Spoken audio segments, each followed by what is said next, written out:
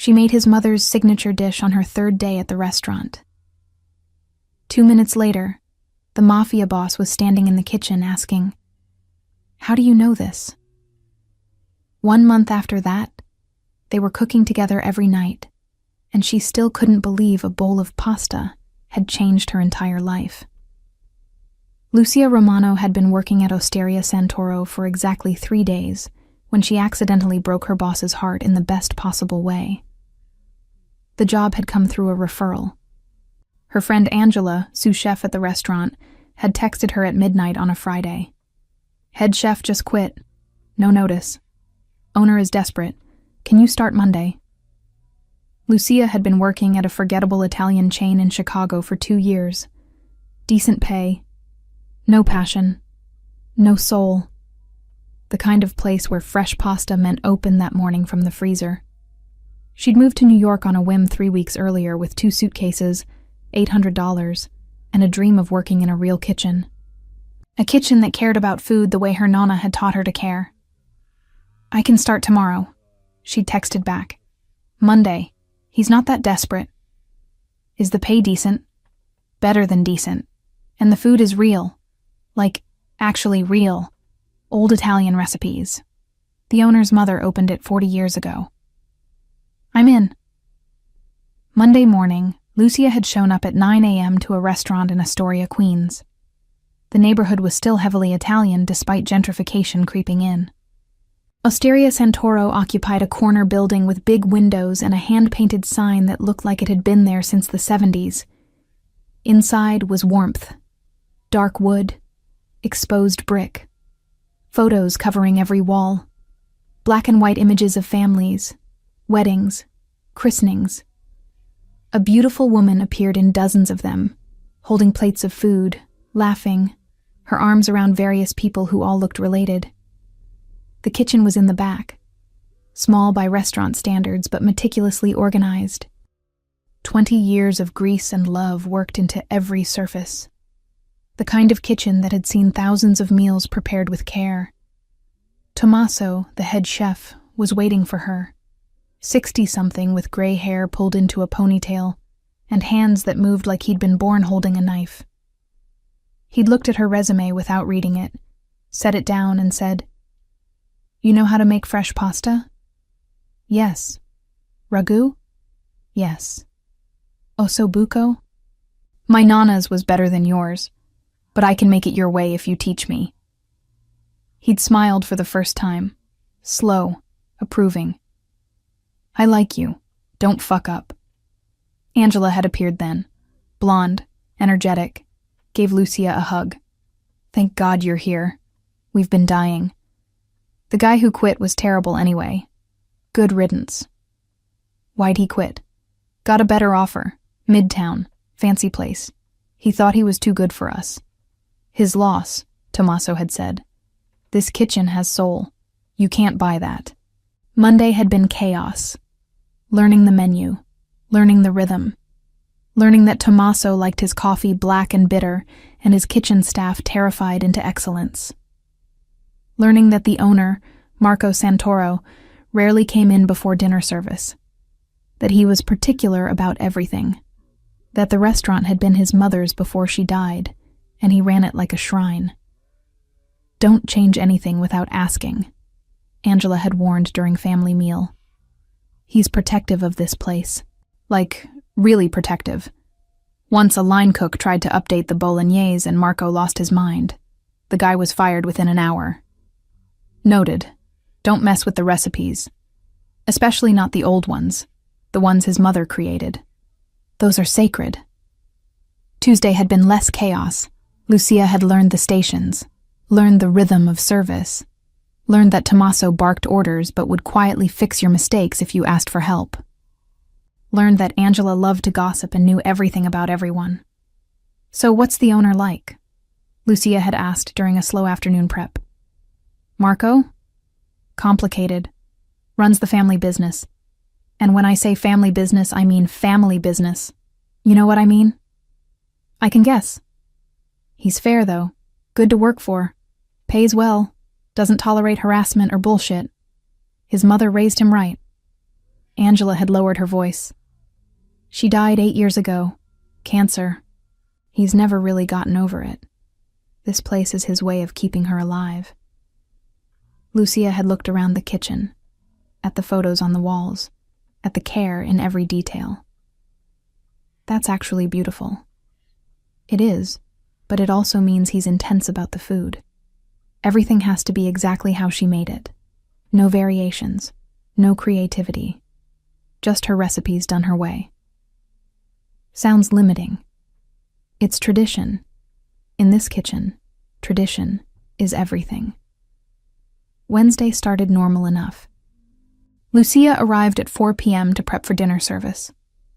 The kitchen was empty except for Tommaso, who nodded at her and went back to breaking down a whole fish with precision that bordered on art. She checked the prep list. Standard menu items. Pappardelle with wild boar ragu, ossobuco, saltimbocca, tiramisu. Nothing she hadn't made a dozen times before. Nothing exciting. She'd been hoping to show what she could do. Prove she was more than just competent. But you didn't improvise in someone else's kitchen. Especially not after 3 days. Especially not in a kitchen where the owner fired people for updating recipes. At 4:30, Tommaso left to smoke. "Watch the stock," he said, gesturing to a pot simmering on the back burner. She watched the stock, stirred it, tasted it, added salt. The kitchen was quiet, peaceful. Just her, and the sound of simmering liquid and the hum of the walk-in.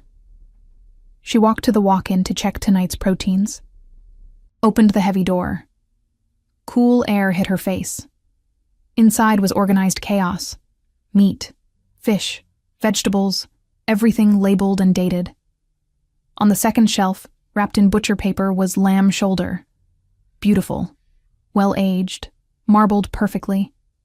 She could smell the quality from 3 feet away. She stood there looking at the lamb, thinking about her nonna, about the hours they'd spent in the kitchen together when Lucia was small. Summers in Matera, the old stone house in the historic district, the kitchen with the window that looked out over ancient streets, about the recipes passed down through generations, about the dish her nonna made for every special occasion. Cavatelli con ragu di agnello. Cavatelli with lamb ragu. The pasta hand-rolled into small shells. The ragu slow-cooked until the lamb fell apart. Rich. Deep. The kind of food that tasted like love and memory mixed together. Her nonna had learned it from a friend when she was young. A woman named Rosa who'd been older, like a big sister.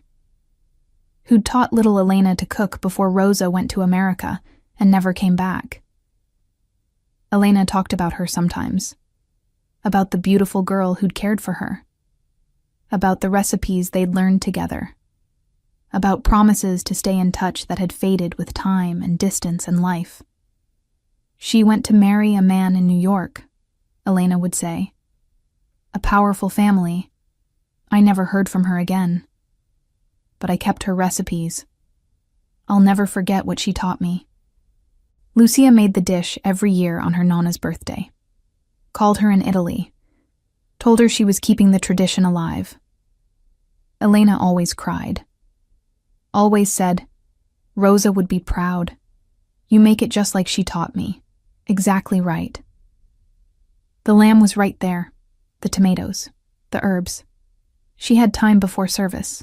She could make a small batch for family meal. Staff dinner. Nothing fancy. Just something good. Something real. She didn't think about asking permission. Didn't think about the fact that she'd been there 3 days. Didn't think about the rules about not changing anything. She just thought about her nonna's hands guiding hers. About the way Rosa had taught Elena, who had taught Lucia. About the chain of knowledge passed through food. She pulled out the lamb. She made the cavatelli first. Just enough for 6 portions. The pasta had to be hand-rolled. Formed around a ridged board or the back of a fork to create the signature shape. Little shells that would catch the ragu perfectly. Her hands moved without thinking. Flour. Water. Semolina in just the right ratio. Knead until the texture was perfect. Not too soft, not too firm. Then the rolling. Press, drag, form. Each piece identical. The rhythm of 1,000 Sunday afternoons with her nonna. She set them on a floured tray to dry slightly. Then started the ragu. Lamb shoulder cut into large chunks, not too small. They'd break down during cooking. She heated olive oil in a heavy pot.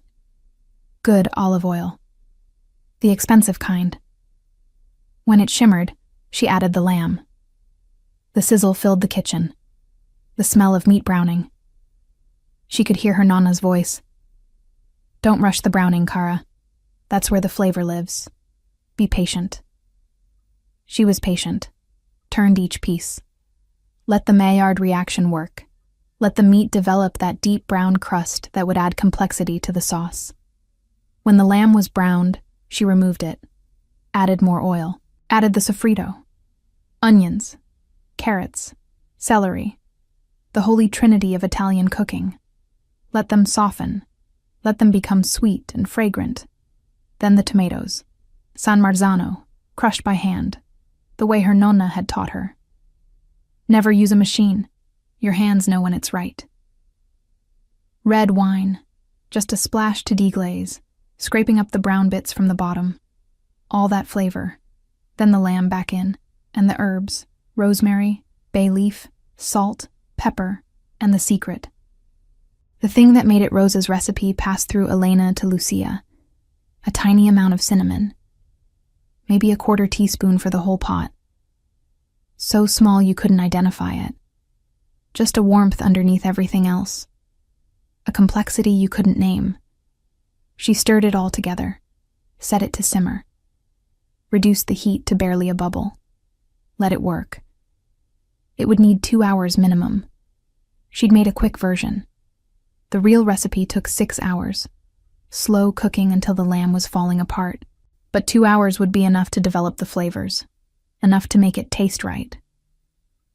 The smell started almost immediately. Rich, deep, layered. The kind of smell that made you homesick for a place you'd never been. Tommaso came back at 5. Stopped in the doorway. What are you making? Cavatelli with lamb ragu. For family meal. I hope that's okay. I should have asked, but I saw the lamb and I just thought... He walked over slowly, looked in the pot, leaned down, inhaled deeply. His expression changed, went from neutral to something else, something Lucia couldn't read. Where did you learn this? His voice was strange. My nonna in Italy. She's from Basilicata, Matera. It's a family recipe. Why? Tommaso didn't answer right away, just kept staring at the pot. Then he looked at her. What time did you start this? 4:30. Why? Is something wrong? No, nothing wrong. But his voice said otherwise. The boss usually comes in around 5:30. He's going to smell this. Is that bad? I don't know yet. At 5:30 exactly, the back door opened.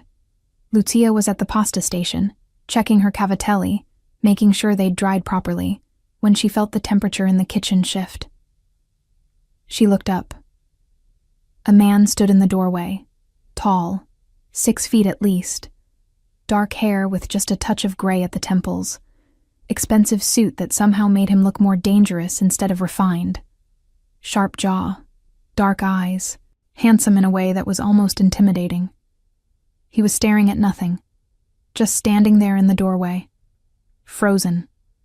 His face had gone completely white.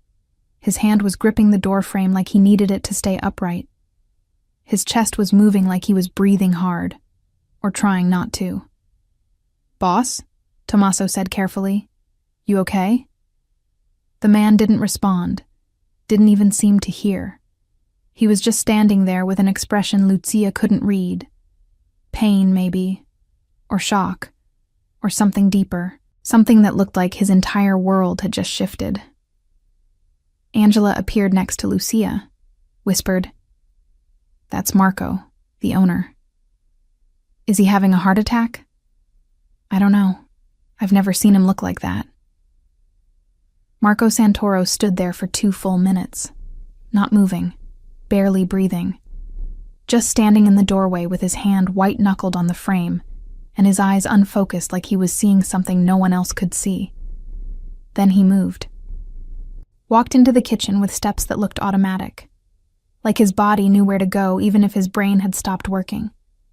He walked straight to the stove, straight to Lucia's pot of ragu. He stood over it, staring down. His hands were shaking. No one in the kitchen was working anymore. Everyone had stopped. Everyone was watching their boss stand over a pot of pasta sauce like it was the most important thing in the world. How do you know this? His voice was rough, low, controlled in a way that suggested he was barely holding on. How do you know how to make this? Lucia's heart was hammering. Know what? It's just cavatelli with lamb ragu. My nonna taught me. Is something wrong? How? Not a question, a demand. How do you know this recipe? I told you. My nonna, Elena. She's from Basilicata, Matera. She learned it when she was young from a friend. Lucia was starting to understand, starting to feel ice in her stomach. Do you know this dish? His eyes finally moved from the pot to her face. They were dark, intense, filled with something that made her chest tight, grief and recognition, and something else she couldn't name. What's your nonna's name? The words came out carefully, like each one cost him something. Elena Romano, Elena Russo before she married. She still lives in Matera, in the old town. She's 67. Why? She watched his face change. Watched emotion flood through so fast it was like watching a dam break. Watched him process something enormous. He reached out, gripped the counter. His knuckles went white. My mother, he said finally, voice barely above a whisper. Rosa Santoro, born Rosa Russo. She was from Matera, born 1950. She left in 1965. 15 years old. She immigrated here, to New York, to marry my father. It was arranged by the families. The kitchen was completely silent. No one was even breathing. She used to talk about a girl she'd left behind, Elena, a little girl who loved food the way she did, who she'd taught to cook. She said Elena was like her little sister, that leaving her was the hardest part of coming to America. His voice was getting rougher. She said she'd never forgotten Elena, that she'd tried to write but lost touch, that she always wondered what happened to her. Lucia felt tears burning her eyes. Rosa. My nonna talks about Rosa, her friend who went to America, who taught her everything about cooking, who she missed every day of her life. This dish. Marco gestured at the pot. His hand was still shaking. My mother made this for my birthday every year, from the time I was born until the year she died. This exact recipe. The lamb, the cinnamon. That tiny amount that you can't quite identify but you know is there. She said it was a secret, that only one other person in the world knew it. Elena, Lucia whispered. Elena. He was still staring at her. How old are you?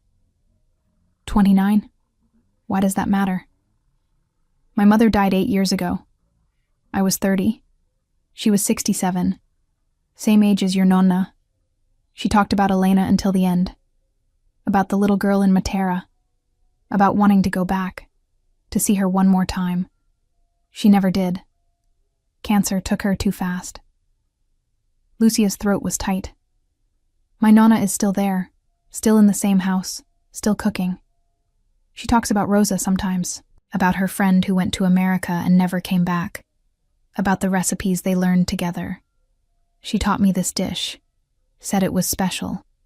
Said it came from someone important. Marco reached out slowly. His hand hovered over the pot. Not touching. Just feeling the heat rising, breathing in the smell. His eyes closed. I haven't smelled this in 8 years. Not since my mother died. This restaurant. Everything here. It's all her recipes. All of them. But not this one. This one was too personal. Too sacred. I could never... His voice cracked. I could never ask anyone to make it. It would have felt like desecration. Tommaso stepped forward. Boss, you need to sit down. I'm fine. You're not fine. You're white as paper and shaking. Marco ignored him, opened his eyes, looked at Lucia. Can I taste it? It's not done. It needs another hour at least. I don't care. She grabbed a clean spoon, filled it with ragu. The lamb was already tender. Falling apart. The sauce was thick, rich, not finished but close enough. She held out the spoon. He took it. Their fingers brushed. His were cold. He tasted it, closed his eyes again. The expression on his face broke something in Lucia's chest. Grief and joy and recognition all mixed together. He looked like he was somewhere else, somewhere far away and long ago. Like he was 8 years old again and his mother was alive and the world made sense. When he opened his eyes, they were wet. Full. One tear tracked down his cheek. He didn't wipe it away. It's perfect. His voice was hoarse. Exactly like hers. I don't understand how that's possible. Because Elena taught me. The same way Rosa taught her. Every measurement, every technique, every secret. The cinnamon, the timing, everything. She passed it on. Why? Why did she teach you? Because I loved cooking. Because I reminded her of herself when she was young. Because she wanted Rosa's recipes to survive. She taught me dozens of them. All the ones Rosa showed her before she left. Marco set down the spoon carefully. Like if he wasn't careful, he might break. I need air. Boss, Tommaso started. I need air. He walked out, not to the dining room, to the back, the alley where they kept the dumpsters and where Tommaso smoked. The kitchen exploded the second he was gone. What the hell just happened? Angela demanded. His mother taught my grandmother to cook 60 years ago in Italy, Lucia said. Her own voice sounded far away. And I just accidentally made her signature dish without knowing. Holy shit. Yeah, Tommaso was shaking his head. Slow, like he was processing something huge. 30 years I've worked for this family. 30 years. I knew Rosa. She hired me when I was 30 years old. Taught me everything about this kitchen. She was a beautiful woman. Beautiful soul. Kind, but fierce. The staff loved her and feared her in equal measure. She sounds amazing. She was. And that recipe, the cavatelli with lamb, she never let anyone make it. Not me. Not anyone. It was hers. Sacred. She made it for Marco's birthday every year. For her husband's birthday. For special occasions, but never on the menu. Never for customers. It was family only. I didn't know, Lucia said. I swear I didn't know. Of course you didn't know. How could you? Tommaso stirred the pot, tasted it. His eyes closed. This is perfect. Exactly like I remember. After she died, Marco tried to make it once. Couldn't do it. Wrong somehow. Missing something. He gave up. Said some things were meant to die with the people who made them. But they didn't die, Lucia said. Rosa taught Elena. Elena taught me. The recipe survived. Yeah, it did. Tommaso looked at her. You want my advice? Please. Finish this. Serve it for family meal. Let him eat it. Let him remember. And then ask him what he wants you to do with it. Because this is his decision, not ours. What if he tells me to never make it again? Then you don't. But I don't think that's what's going to happen. Marco didn't come back for an hour. Service started at 6. The restaurant began filling with customers. Lucia worked her station, trying not to think about the man in the alley who she'd accidentally shattered with a pot of pasta. At 6:30, they did family meal, staff dinner before the evening rush got serious. Tommaso plated the cavatelli, 6 portions. Beautiful, the pasta shells catching the ragu perfectly. He set one aside, covered it with a towel. "For the boss," he said, "when he comes back." They ate in silence. The kitchen staff, the servers, everyone tasting the dish that had broken their boss. "This is incredible," Angela said around a mouthful. "Where have you been hiding this?" "It's just ragu." "It's not just ragu, it's like, I don't know, like eating a memory, like something that shouldn't exist but does." At 7, Marco appeared. He'd changed clothes, no suit, just dark jeans and a black t-shirt. Casual but still somehow commanding. His eyes were red, but his face was calmer, more composed. "Lucia." His voice was steady now.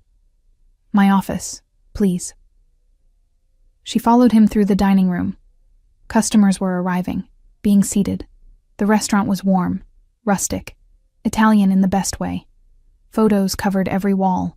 Family, history, moments captured.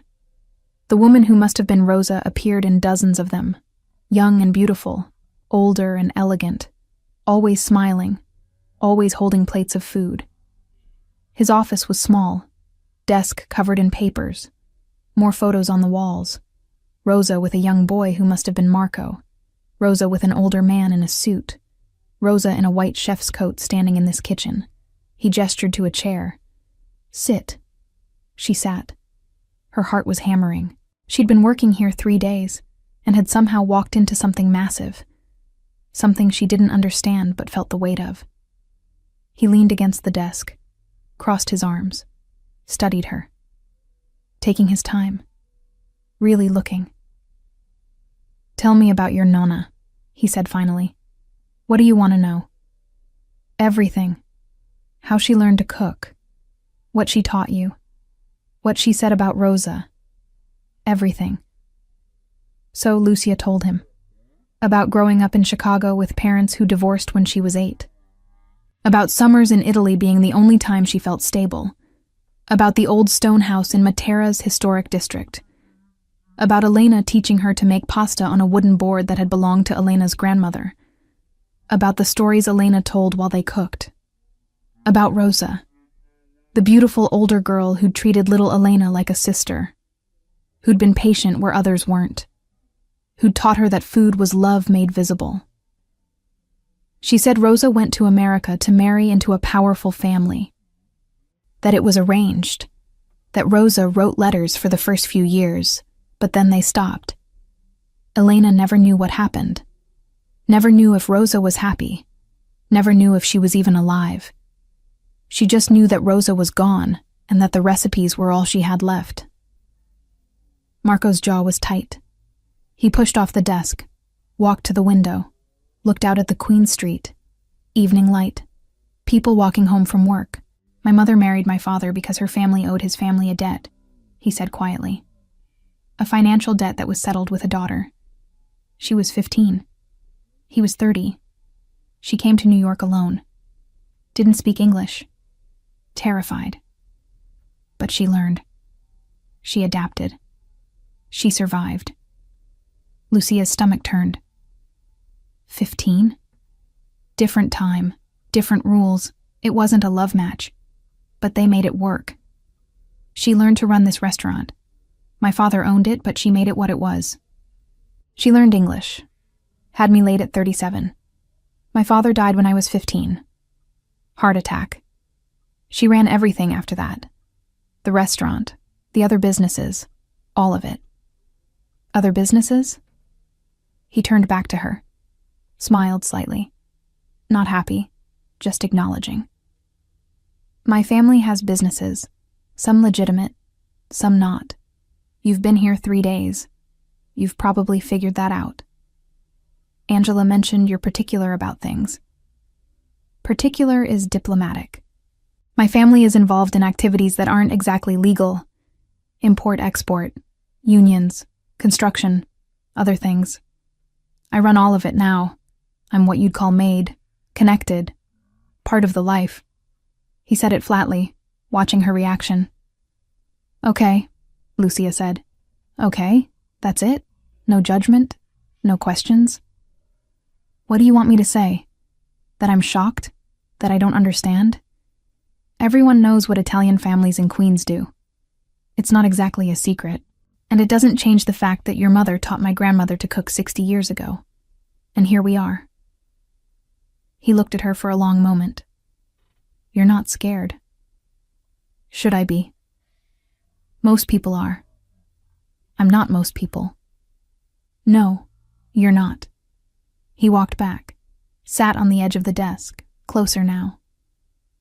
My mother hated that side of the business, the violence, the danger, the weight of it.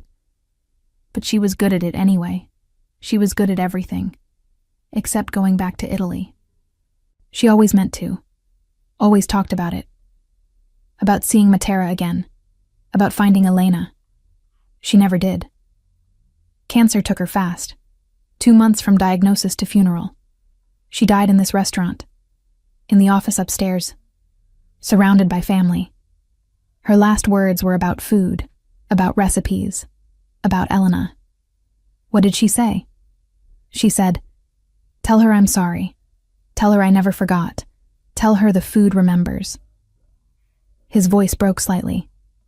I didn't know who she was talking about. I thought it was delirium. Morphine dreams. It never occurred to me that it was real, that there was really someone named Elena who she'd left behind. Lucia's eyes were burning. My nonna will want to know that Rosa thought of her at the end. Can I call her? Your nonna. Can I call Elena now? It's past midnight in Italy. I don't care. Please, if that's okay. She pulled out her phone, hit the contact, let it ring on speaker.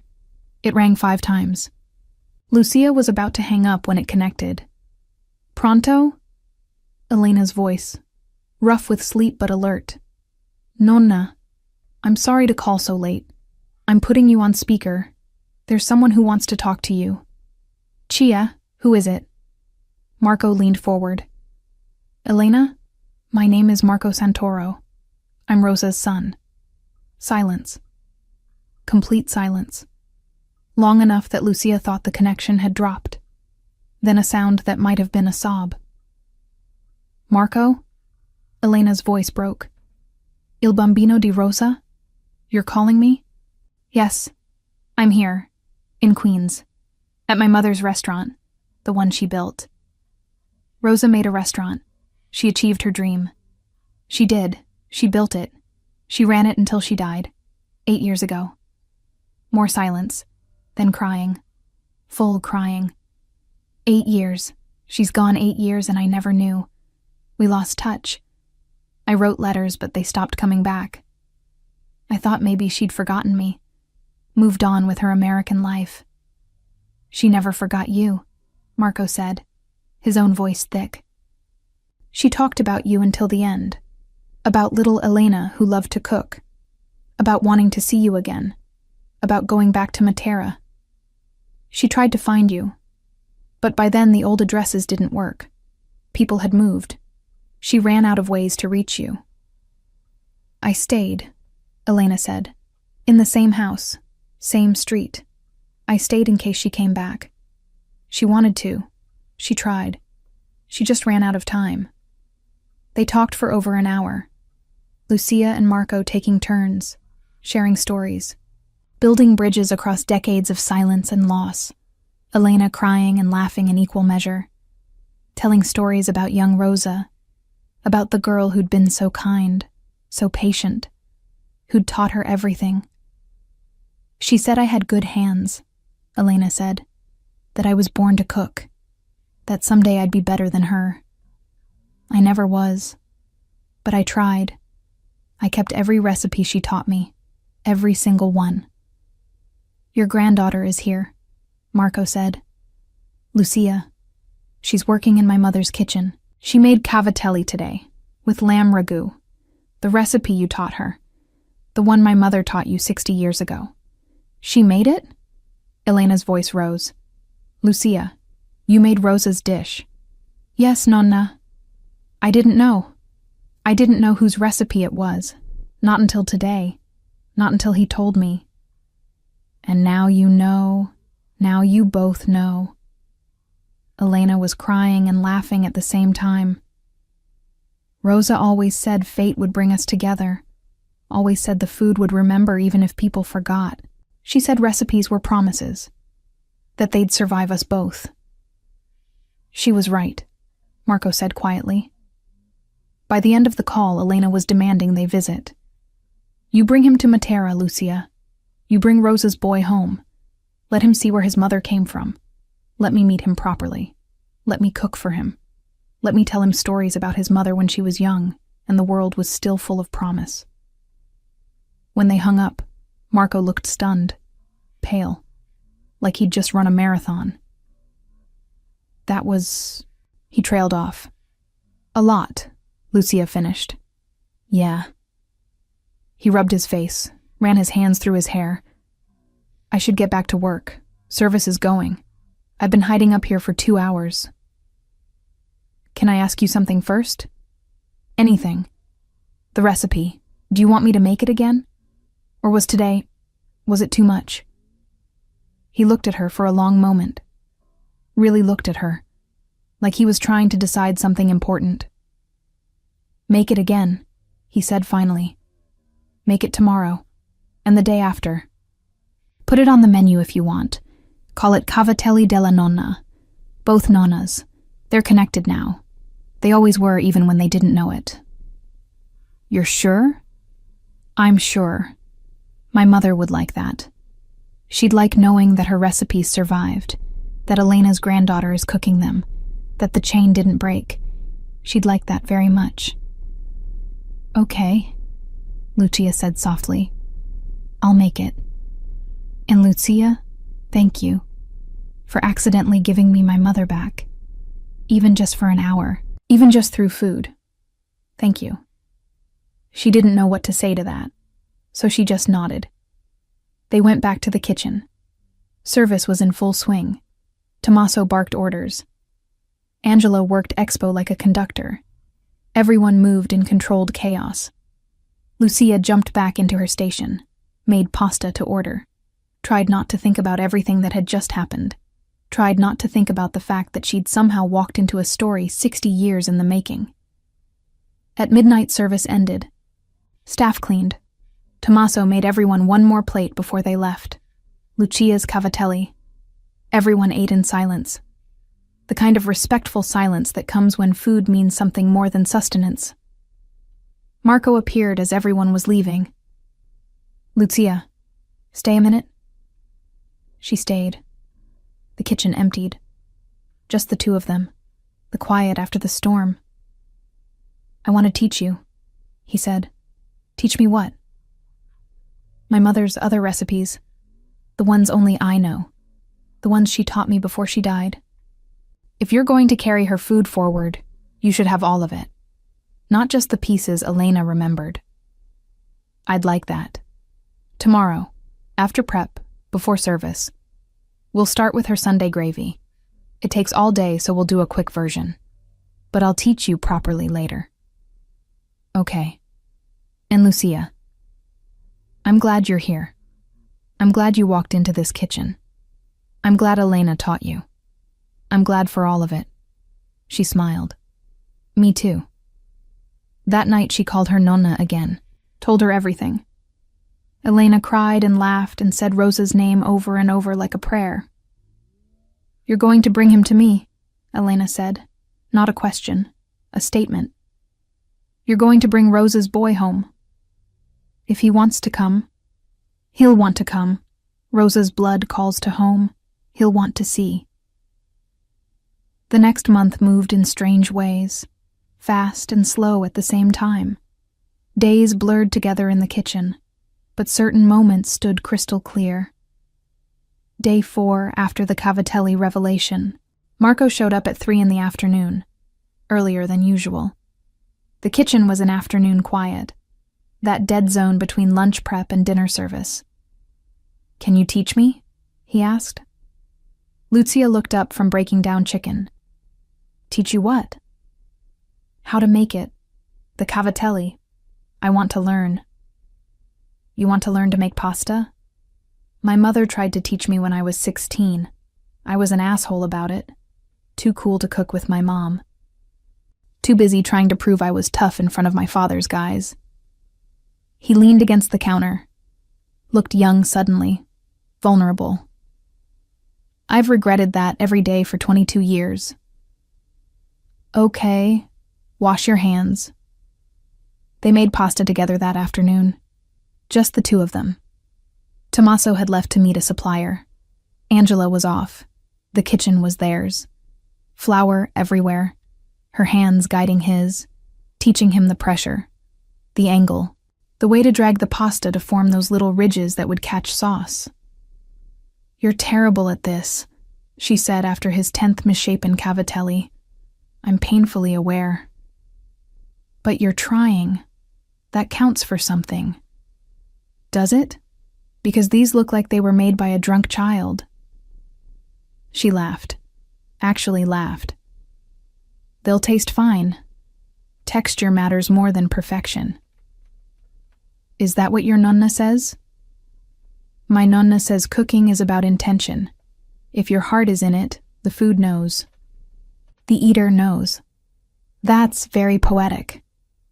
"She's very Italian." He tried another piece. This one was better. Not good, but better. "Can I ask you something?" "Sure." "Why'd you really move to New York?"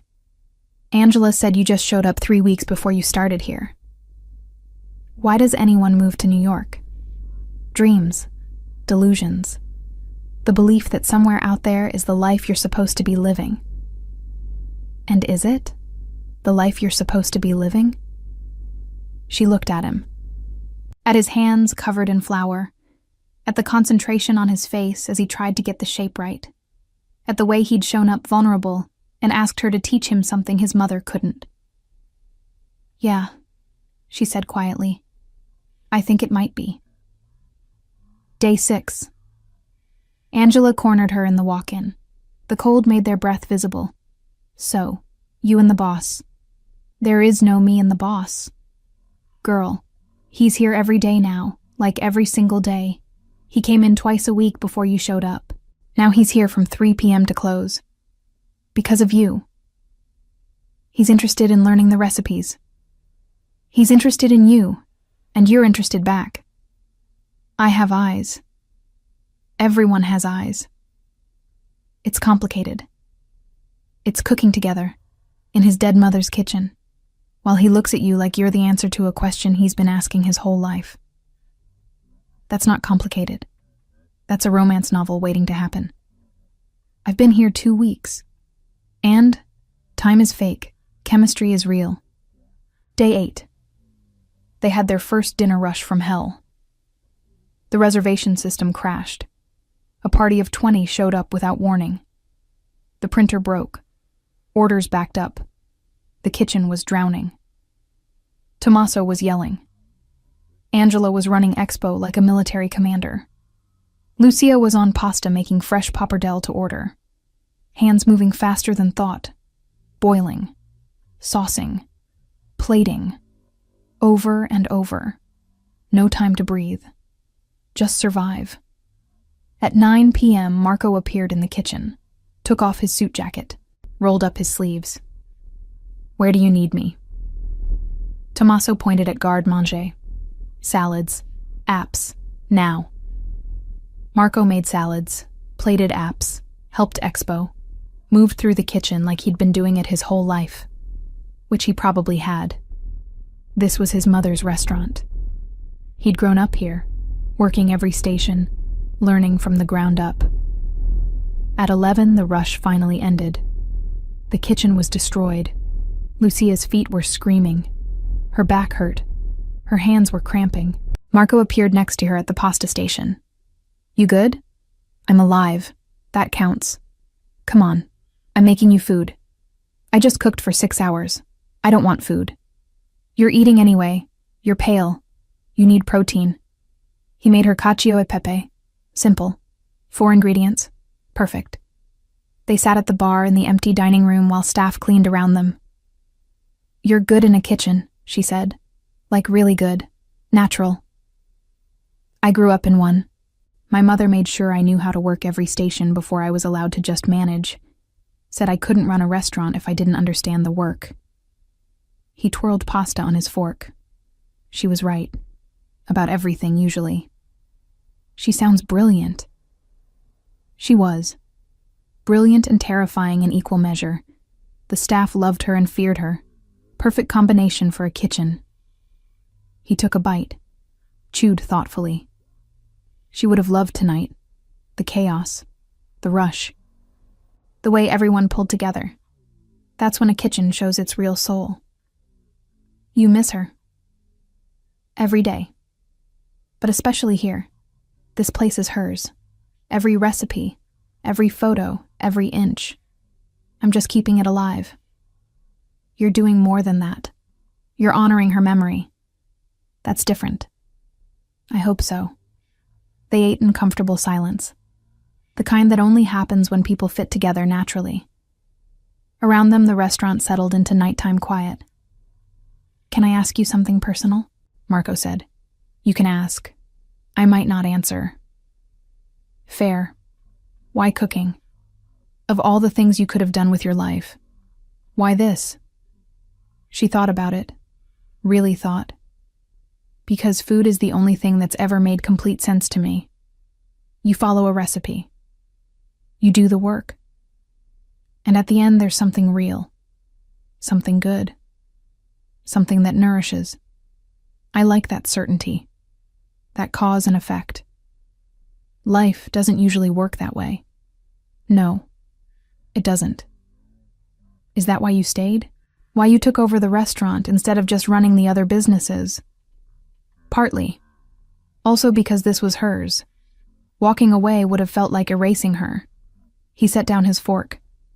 Can you make focaccia the way Elena makes it? Yes. Why? Show me tomorrow. I want to learn. So she showed him.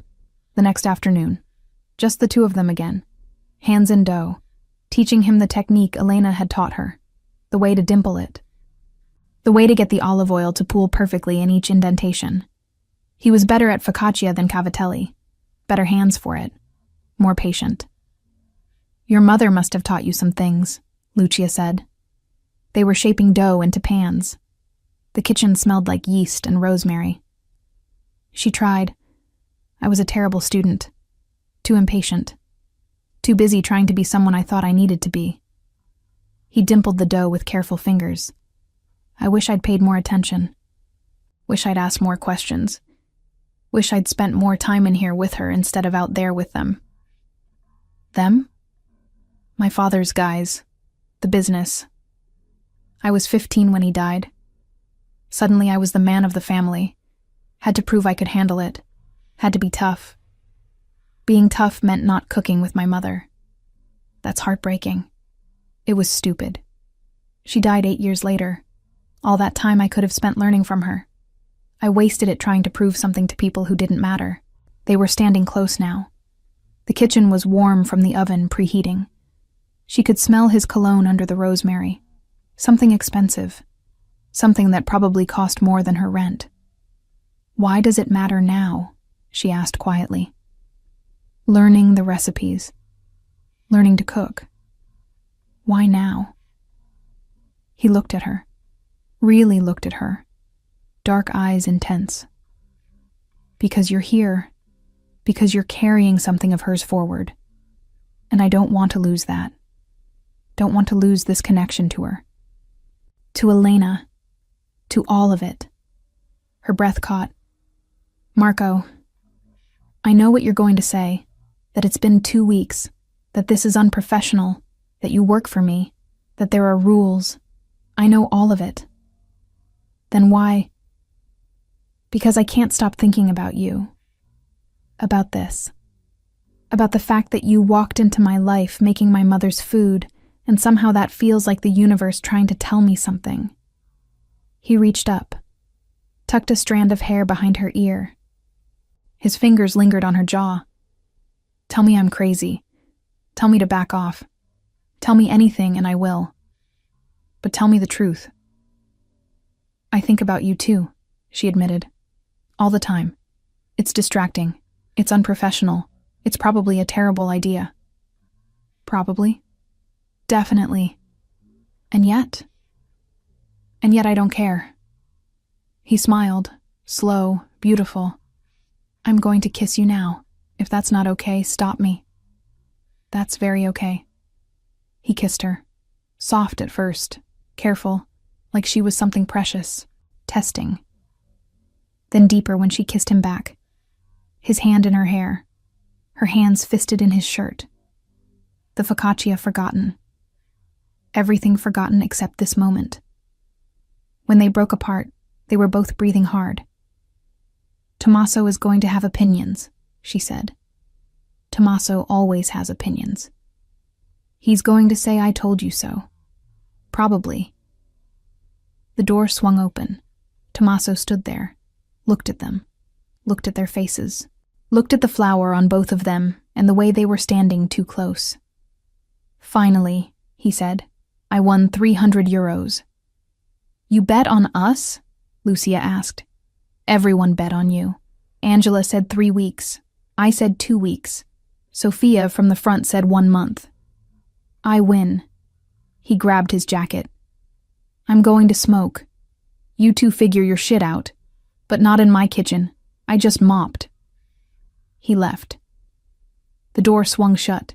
Marco laughed. Full laugh. Threw his head back. This is going to be all over the restaurant by tonight.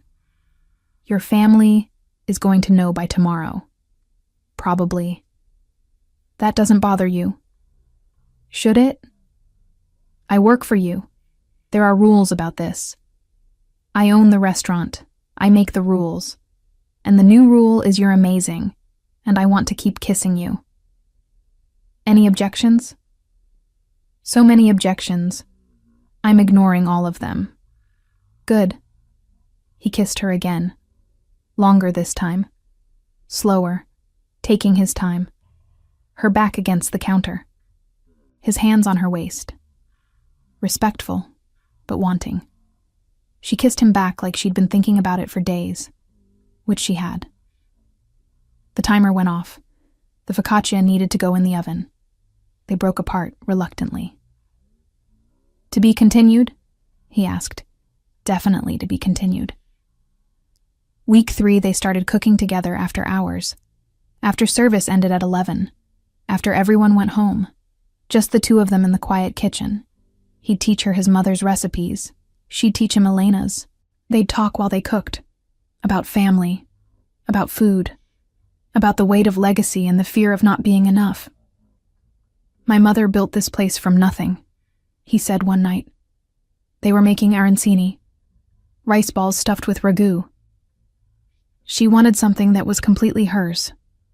That nobody could take away.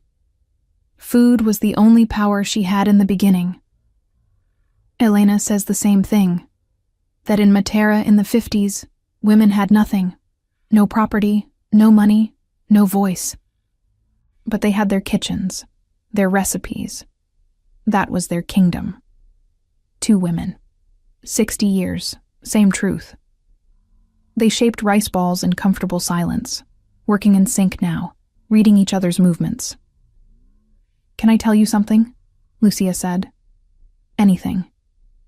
I was scared to come to New York. Terrified, actually. I'd never lived anywhere but Chicago. Never taken a real risk. But I felt like I was dying there. Like I was suffocating in safety. So I came here with barely any money and no real plan, and I thought I was insane. And now I think maybe I was exactly as insane as I needed to be. Because somehow it led me here. To this kitchen. To you. To all of this. He stopped shaping rice. Looked at her. You're not what I expected. What did you expect? I don't know. Someone temporary. Someone passing through. But you're not temporary. You're...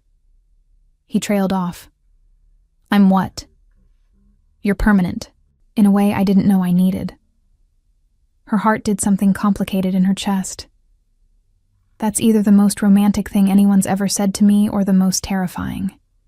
Can it be both?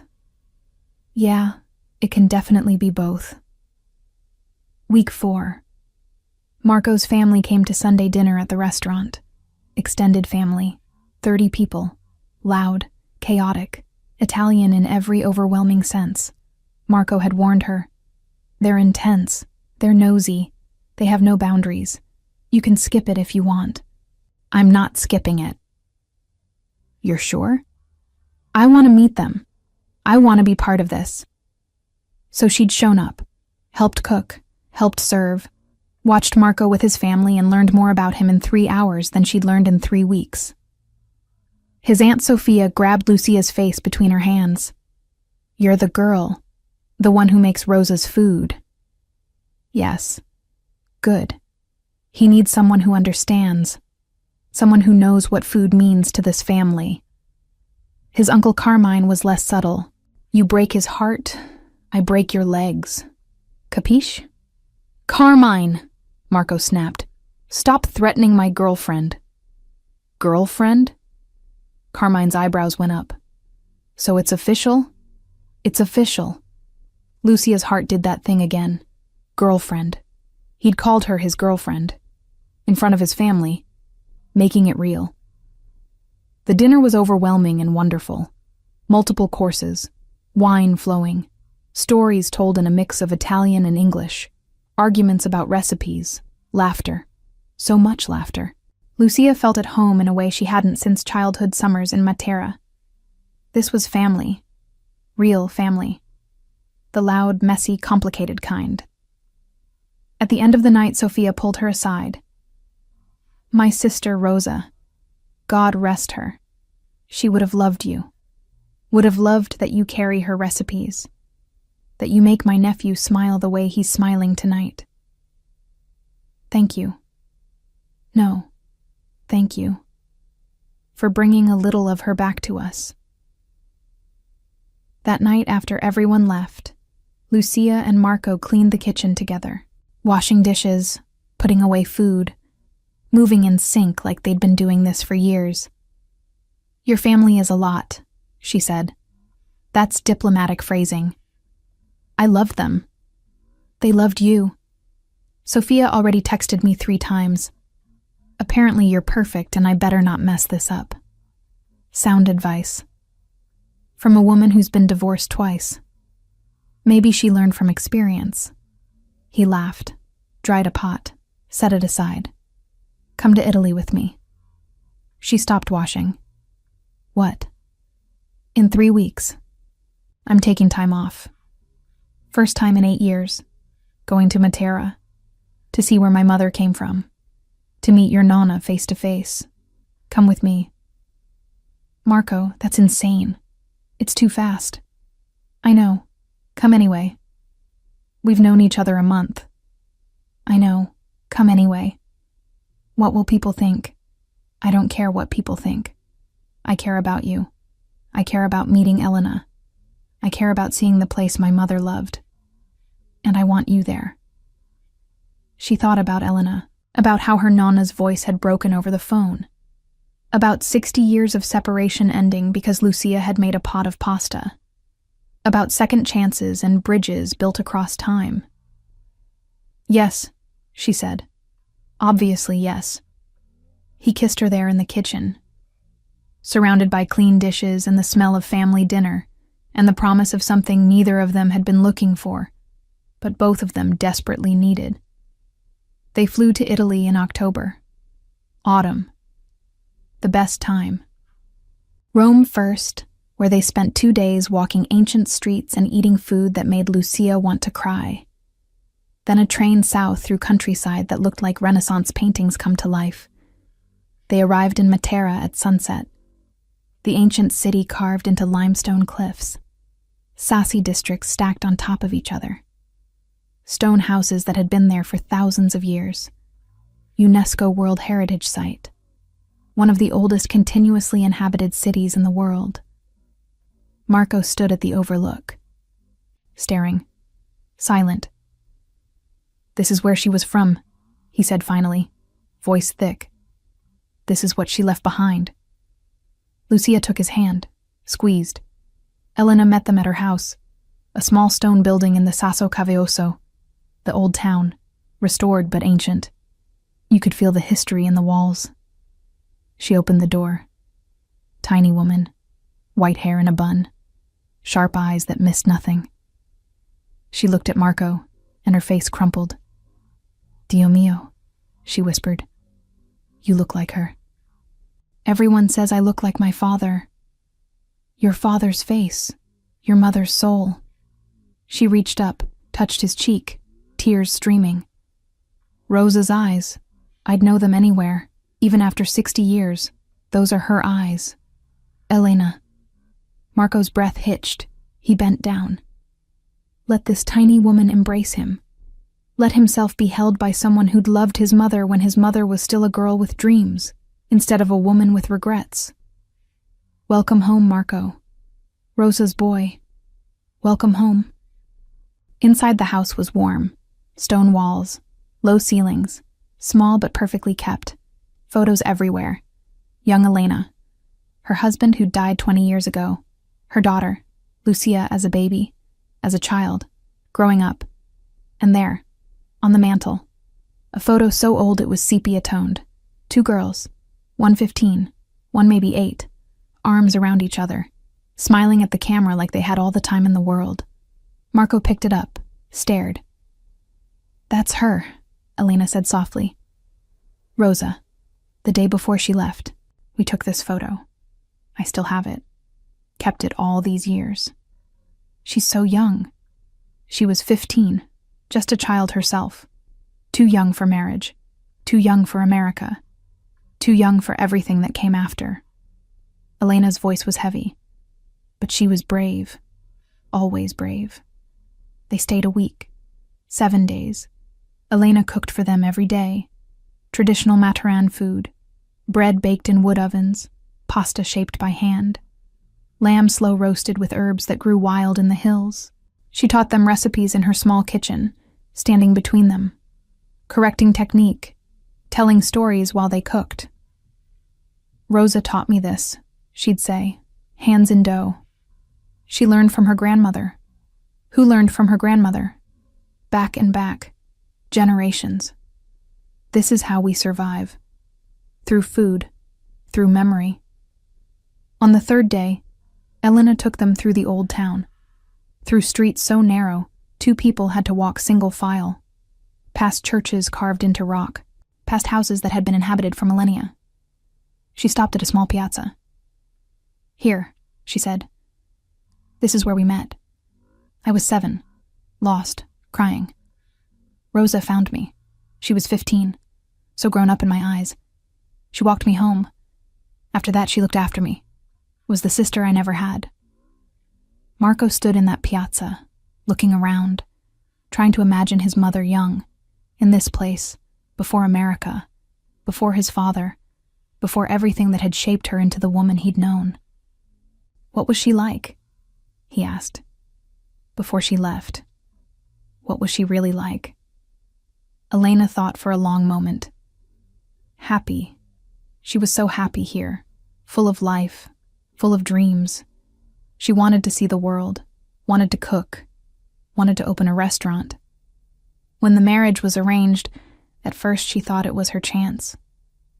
Thought she'd have freedom in America. Have opportunity. Elena's voice grew sad. She didn't know what she was giving up until she was gone. Did she ever write to you? After she left? For 2 years. Letters every month, telling me about America, about the restaurant, about learning English, about being so alone. Elena wiped her eyes. Then the letters stopped. I wrote, but got no response. I thought she'd forgotten me, moved on. I didn't know she'd been trying to find me too. She tried, Marco said, for years, but you'd moved. The old address didn't work anymore. I moved 1 street over, 1 street, and we lost each other. They stood in that piazza. 3 people connected by food and loss and 60 years of silence. Connected by Rosa, who'd been taken too young and died too early and never got to come home. On the 5th day, they cooked together. All 3 of them. Every recipe Rosa had taught Elena. Every technique. Every secret. They cooked from morning until night. Made enough food for an army. "Tomorrow," Elena said. "Tomorrow we have a feast. I'm inviting the neighbors, the family, everyone. We'll celebrate Rosa. We'll celebrate her memory. We'll celebrate that her food survived." The feast was enormous. 30 people in Elena's small house, spilling into the courtyard, eating and laughing and celebrating a woman most of them had never met, but all of them knew through her recipes. Lucia watched Marco, watched him laugh with Elena's neighbors, watched him tell stories about his mother, watched him come alive in a way she'd never seen in New York. That night, after everyone left, after they'd cleaned, after Elena had gone to bed, Marco and Lucia sat on the terrace, looking out over the ancient city, lights twinkling, stone glowing in the darkness. "Thank you," he said quietly. "For what?" "For bringing me here, for being the bridge, for giving me this." He gestured at the city, at Elena's house, at everything. "My mother talked about this place my whole life. I never understood why. Never understood what she'd left behind. Now I do. She must have loved it here." She did. And she loved Elena. Loved her like a sister. Losing that must have killed her. He was quiet for a moment. "I'm going to bring Elena to New York, to see the restaurant, to see what her friend built. She deserves that. She'll love that. And Lucia? Yeah? I love you. Simple, direct, true. I know it's fast. I know it's crazy. But I love you. I loved you when you made that pot of pasta. I loved you when you taught me to make cavatelli. I love you now. And I'll love you tomorrow. That's just how it is." Her heart was so full it hurt. "I love you too. I think I have since you walked into that kitchen looking like your world had ended and started over in the same moment. That's exactly what it felt like. We're crazy. We've known each other 5 weeks. 5 weeks that feel like 5 years. Yeah, they really do." He kissed her there, under Italian stars, in the town his mother had left 60 years ago. Kissed her, and knew with absolute certainty that this was it. This was the thing, the person, the life he was supposed to build. They flew back to New York changed, deeper, more certain.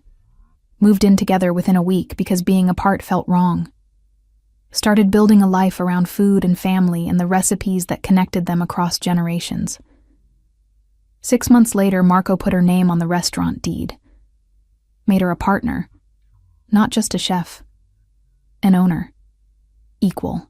"This doesn't feel right," she said when he showed her the papers. "It's your mother's restaurant. It's our restaurant, yours and mine. You carry her recipes. You carry Elena's recipes. You're the bridge between them, between past and future. This should be yours too." "Marco, sign the papers, Lucia, please. It's what she would have wanted, what Elena wants, what I want." So she signed. Became co-owner of Osteria Santoro, put her name next to his on everything. They changed the menu slightly, added cavatelli della nonna as a permanent item, added other dishes. Elena's recipes, Rosa's recipes, honored both women who'd loved each other across distance and time.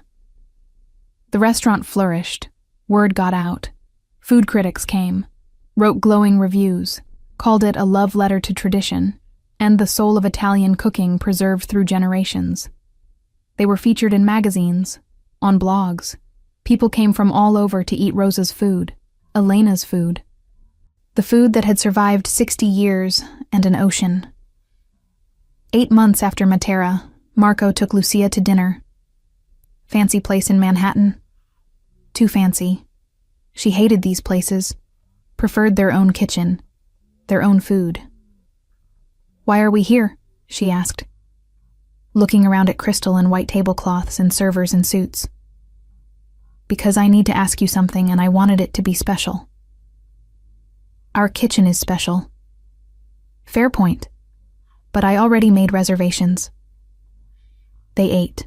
Good food, but not as good as theirs. Nothing was as good as theirs. After dessert, Marco pulled out a small box. This was my mother's, he said, opening it. Simple gold band with a small diamond. Elegant. Timeless. My father gave it to her when they married. She gave it to me before she died.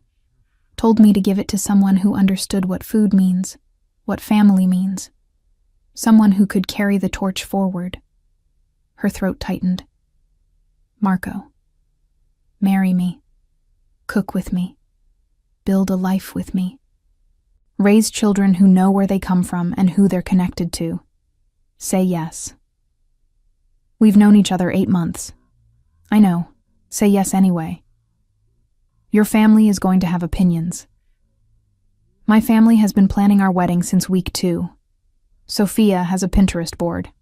Say yes. She laughed through tears. Yes. Obviously, yes. They married in March, small ceremony. Just family. In the restaurant, because where else would they marry? The place was filled with flowers, with candles, with photos of Rosa and Elena side by side.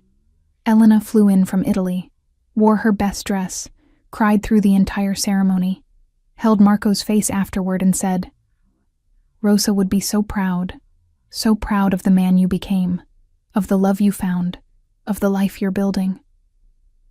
The reception was there too, in the restaurant. Everyone cooking, everyone eating. Tommaso made a speech about how he'd known from day one. Angela made a speech about her superior matchmaking skills. Sophia made a speech about true love and destiny while her sister rolled her eyes. Uncle Carmine made a speech about how Lucia had proven herself and he was retracting his previous threat to break her legs. But mess up my nephew and I'll break something else, he added. Sophia hit him. They honeymooned in Matera. 2 weeks with Elena, cooking every day, learning more recipes, storing up knowledge like treasure. When I die, Elena said one afternoon. They were making orecchiette. When I die, you'll have all of it. Every recipe, every technique, every story. Rosa's and mine. Promise me you'll pass it on. We promise, they said together. A year after the wedding, Lucia got pregnant. Told Marco while they were prepping for dinner service. Just blurted it out between chopping onions and seasoning meat. I'm pregnant. He dropped his knife. Stared at her. You're what? Pregnant. I took 3 tests. All positive. We're having a baby. He picked her up. Literally lifted her off her feet. Spun her around. Kissed her. Set her down. Picked her up again. We're having a baby, he said. Voice full of wonder. A baby who'll grow up in this kitchen. Who'll learn to make pasta before they can write their name. Who'll know about Rosa and Elena and the chain that connects us all. So you're happy. I'm terrified and thrilled and so happy I could cry. Is that normal? I think so. They named their daughter Rosa Elena. Rosa for his mother, Elena for her nonna. The circle complete. Elena flew in when Rosa was born, held her great-granddaughter, cried. She has Rosa's eyes, she said. Look, the same eyes. They came back to us. Little Rosa grew up in the restaurant, in the kitchen. She made pasta as soon as her hands were big enough. Memorized recipes by heart before she learned to read. Understood that food was memory, that cooking was love, that some bonds were meant to last forever. When Rosa was 3, Elena died peacefully in her sleep in Matera. They flew over for the funeral. Brought Rosa, who didn't understand death, but understood that Nonna was gone. They buried Elena next to her husband in the old cemetery overlooking the Sassi. Ancient stones, ancient city, ancient grief. She's with Rosa now, Marco said, standing at the grave, holding his daughter. Wherever they are, they're together again, the way they should have been all along. Lucia planted rosemary on the grave. So she'll remember, she told Rosa. So she'll know we remember. Every year after that, on the anniversary of the day Lucia had made cavatelli con ragù di agnello and changed both their lives, they closed the restaurant. Just the family, Marco and Lucia and Rosa. Later, when their son Antonio was born, him too. They made the dish together, taught their children to make it, told them the story, about two women in Matera, about friendship across years, about food as memory, about love that survived death and distance and time. This is who you come from, they'd tell their children. This is your history, your legacy, never forget. And the children never did. Rosa grew up to be a chef, took over the restaurant eventually, added her own touches while keeping her great-grandmother's recipes sacred, met a boy who loved food the way she did, married him in the restaurant where her parents had married, where her grandmother Rosa had cooked for 40 years, where the circle continued. On the wall of Osteria Santoro, in a place of honor, hung two photos. One of Rosa Russo at 15 in Matera, arm around little Elena. One of Elena Russo at 67 in Matera, arm around Marco. Between them, a brass plaque. Simple words. Rosa Russo Santoro, 1950-2017. Elena Russo Romano, 1958-2024. Friends across time. Connected by food, connected by love. Their recipes live on. And they did. In every dish served. In every lesson taught. In every child who learned to make cavatelli by hand and heard the story of two women who'd loved each other and food and life enough that it survived them both. Lucia was 70 when she told the story for the last time. To her great-granddaughter. Another Rosa. 4th generation. Making pasta in the same kitchen where her great-great-grandmother Rosa had made it. Where her great-grandmother Lucia had made it. Where her grandmother Rosa had made it. It started with a pot of pasta, Lucia said. Her hands were old now, but still steady. Still making perfect cavatelli.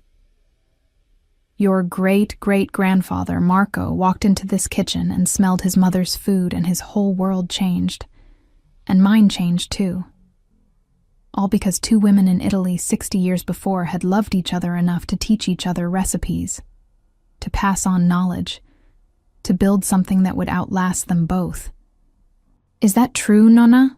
Little Rosa asked. Did it really happen like that? Every word. I was there. I made the pasta. I saw his face. I watched everything change in 2 minutes. That's romantic. It's food. Food is always romantic when it's made with love. Will you teach me? To make it like you? Like Rosa and Elena? Lucia smiled, took the child's hands, guided them in the flour. I already am, Cara. I already am. And it continued, unbroken, through generations, through time. Through the simple act of making pasta with love and remembering those who came before. Food is memory. Food is love. Food connects us all. That was the lesson. That was the truth. That was what Rosa and Elena and Lucia and Marco had built together without even knowing it. A legacy that would outlast them all. And it started with a pot of pasta on a Wednesday afternoon. With a smell that brought a man to his knees. With 2 minutes that changed everything. Some things are meant to be. Some connections are too strong to break. Some love survives everything. Even death. Even time. Even 60 years of silence. The food remembers. Even when people forget. The food always remembers.